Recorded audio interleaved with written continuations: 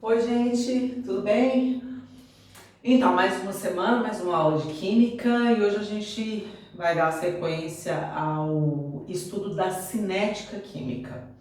No segundo bimestre, a gente finalizou o estudo da termoquímica. Foram várias aulas ao longo do segundo bimestre que a gente tratou de termoquímica, que é a parte da química que estuda a energia envolvida nas reações químicas. Nesse terceiro bimestre, a gente estuda a cinética química, que é a parte da química que estuda a relação entre consumo dos reagentes e formação dos produtos. Tem a ver com a velocidade das reações. Estudar, compreender a velocidade das reações é muito importante e tem uma aplicabilidade industrial muito grande, porque veja, para a indústria é de extrema importância, é de extrema relevância conhecer, compreender e poder controlar a velocidade das reações. Até na nossa casa, no nosso cotidiano, em atividades simples do nosso dia a dia, isso é importante. Por exemplo, quando a gente coloca coisas na geladeira, alimentos na geladeira, a gente está controlando a velocidade das reações de decomposição desse alimento para que ele dure mais. Quando a gente congela carne, a gente está controlando a velocidade da reação, a gente está retardando a velocidade da reação. Quando a gente usa uma panela de pressão para cozinhar um feijão, a gente está acelerando a velocidade de uma reação. Então, é um tema que tem uma aplicabilidade tanto no cotidiano quanto industrial muito importante, bastante relevante. Na aula passada, a gente aprendeu a calcular a velocidade média de uma reação química, que é o tempo que os reagentes levam para se converter nos produtos no intervalo de tempo. Então, a gente aprendeu a calcular a velocidade média, que é essa velocidade calculada num determinado intervalo de tempo. Então a gente relacionava concentração de um dos participantes, que pode ser tanto um dos reagentes quanto um dos produtos, em relação à variação do tempo, e a gente calculava a velocidade média. Hoje a gente vai aprender a como determinar a equação que calcula a velocidade de uma reação química, independente de você ter um intervalo de tempo. E isso chama lei da velocidade. Essa lei foi, essa forma, né, esse cálculo, ele foi descoberto por dois cientistas, que é o Gilbert e o Weig, não sei como pronunciar porque eu não falo polonês, e eles são poloneses, mas enfim, esses dois cientistas que determinaram essa equação. Foram eles que concluíram, que conduziram os estudos que levaram à elaboração desse método para determinação da equação do cálculo da velocidade de uma reação, que está conhecida na literatura química como lei da velocidade. Então, olha só. Esses dois aqui, eles perceberam que a velocidade de uma reação depende basicamente de duas coisas principais, que é a concentração dos reagentes e a temperatura, que está escrito tempo, mas está errado, tá? É temperatura. Deixa eu até arrumar aqui. E a temperatura. Então, eles chegaram a essa conclusão, que a velocidade da reação depende basicamente da concentração dos reagentes e da temperatura. Então, recapitulando aqui, uma reação química acontece quando o reagente ou reagentes se converte ou se convertem em produto ou produtos. E eu coloquei aqui uma equação genérica, onde dois reagentes se convertem em dois produtos. Genérica por quê? Porque eu não tenho as substâncias aqui, eu estou falando de uma substância qualquer que reage com outra substância qualquer e que produz duas outras substâncias. Um primeiro reagente eu estou chamando de A, o segundo de B, e os produtos eu estou chamando de C e D. Esse Azinho minúsculo aqui ao lado do reagente A é o coeficiente estequiométrico desse reagente. Como vocês sabem, toda a equação química, quando ela está balanceada, ela tem os coeficientes estequiométricos aqui, que podem ser 1 ou números diferentes de 1. Então, essa é uma equação genérica. A fórmula geral da lei da velocidade diz que a velocidade da reação é igual ao K, que é uma constante. Essa constante, ela tem a ver com a temperatura. E ela é uma constante diferente para cada reação diferente. Cada reação tem uma constante. E essa constante está relacionada com a temperatura. Então, por exemplo, a reação de síntese da água, ela tem uma constante para cada temperatura diferente. Esses dados são dados tabelados e que você não precisa nem decorar e nem saber. Se você precisar desse dado, ele vai ser fornecido na questão. Mas, enfim, a fórmula geral da lei da velocidade diz que a velocidade de uma reação é igual a essa constante, que tem a ver com a temperatura, e cada equação tem uma, então essa constante vezes a concentração do reagente A vezes o seu coeficiente estequiométrico vezes a concentração do reagente B vezes elevado ao seu coeficiente estequiométrico. Então, basicamente, a fórmula geral da velocidade da reação é velocidade igual a constante vezes a concentração dos reagentes elevado aos seus coeficientes estequiométricos respectivos.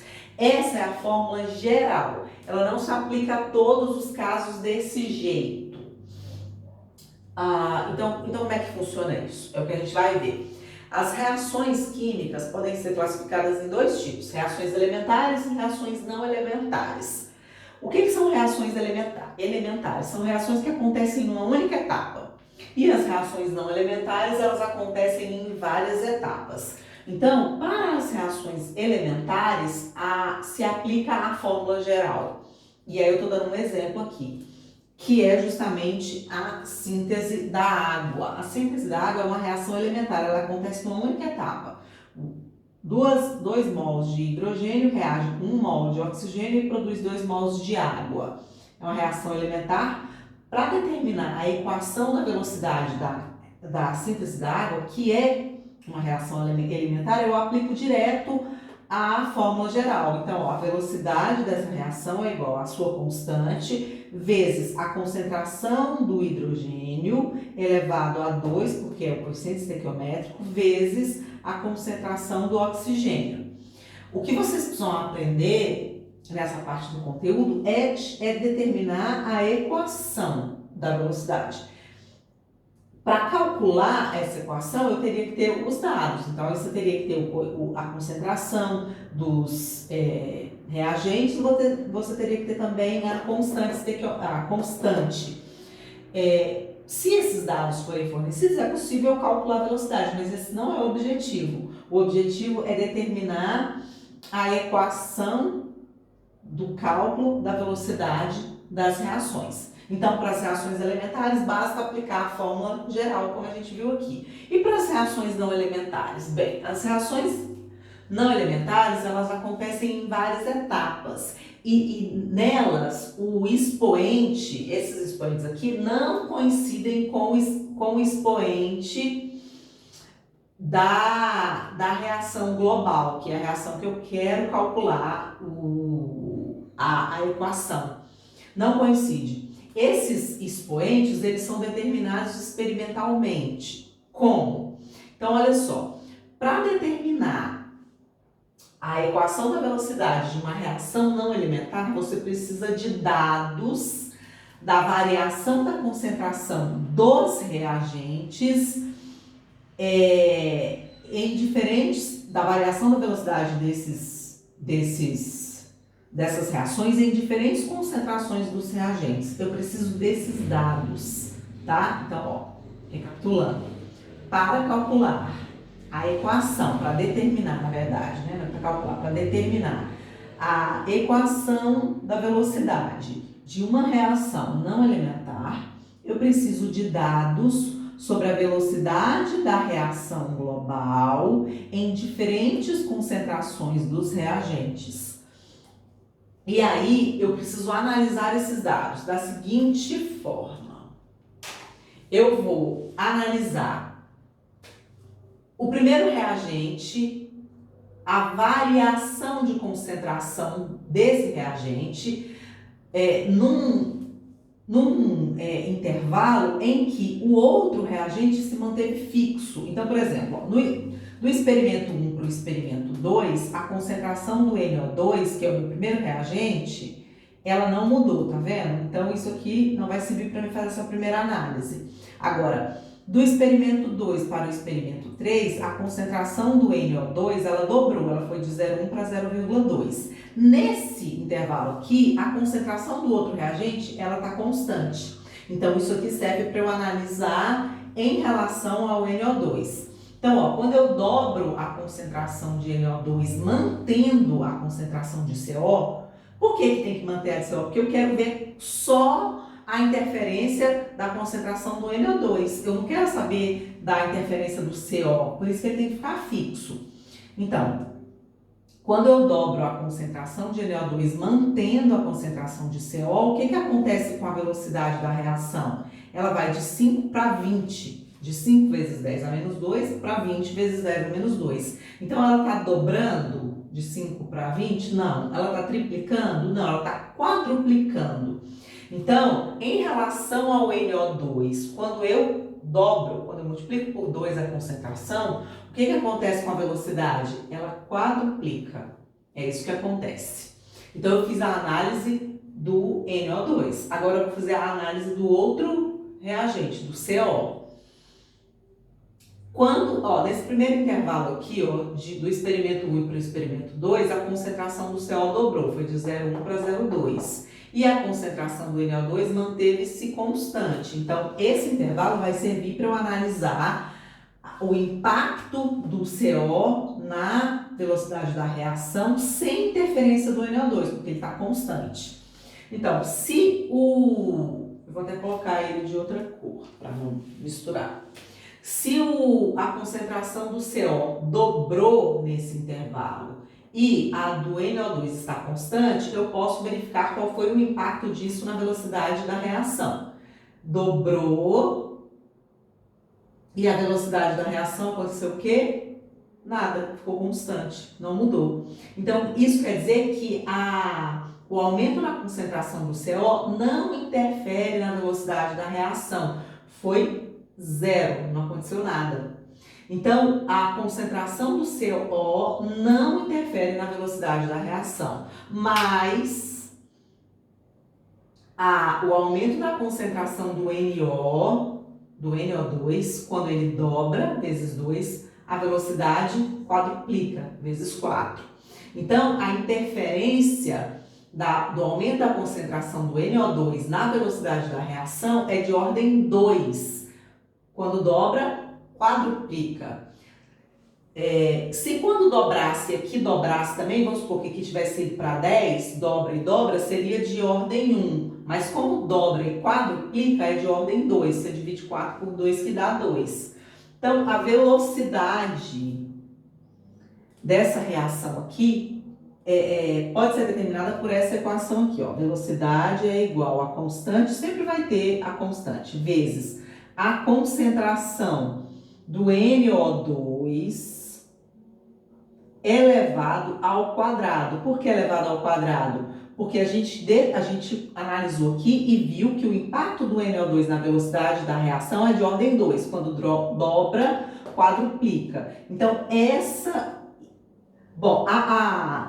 o CO2 não interfere na velocidade da reação. A gente viu que dobrou e não aconteceu nada. Então, a equação que vai calcular a velocidade dessa equação é velocidade igual a constante vezes a concentração do NO2 ao quadrado. Só isso. Do outro reagente. Por que do outro reagente eu não coloquei aqui? Porque ele não está impactando. Quando dobrasse aqui também dobrasse, por exemplo, seria de ordem 1. Aí eu ia multiplicar aqui, vezes a concentração do CO elevado ao expoente 1 mesmo. Mas por que não tem aqui? Por que eu não utilizo a concentração do NO no cálculo da velocidade? Porque o aumento da concentração do CO não está interferindo na velocidade da reação, então ela não entra, tá certo? Então é isso. Recapitulando, para reações elementares, a equação da velocidade é velocidade igual a constante vezes a concentração dos reagentes elevado aos seus respectivos expoentes, que é a fórmula geral. Para reações não elementares, eu tenho que analisar o impacto da alteração da concentração dos reagentes e ver o que aconteceu com a velocidade da reação para eu poder determinar o coeficiente.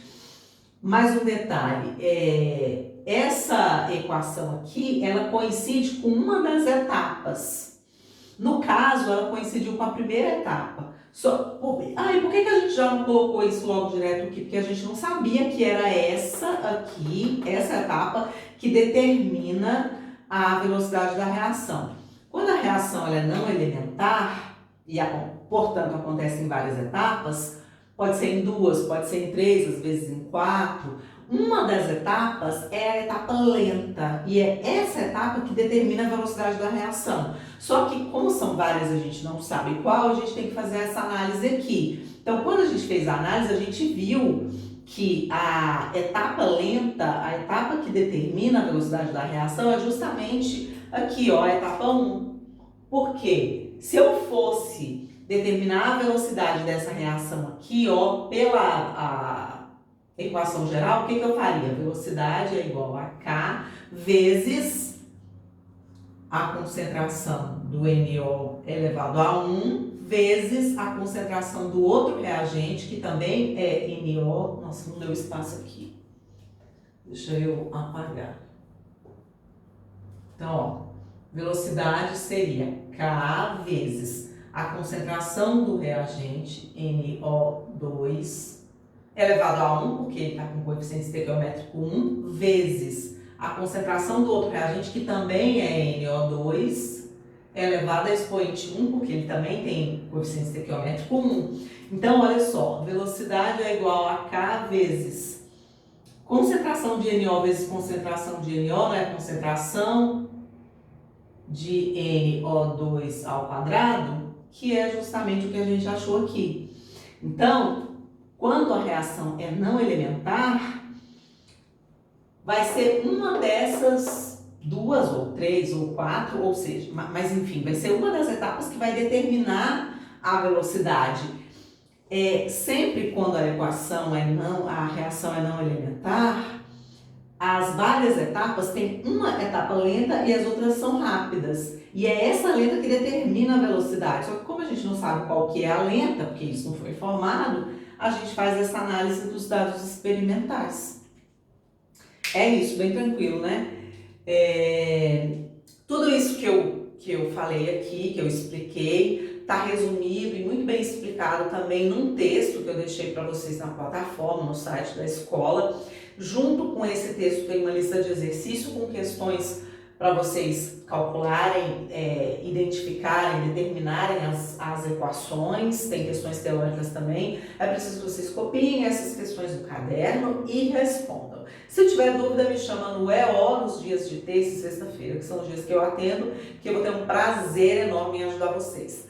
Tá certo? Até semana que vem, bons estudos. Tchau, tchau!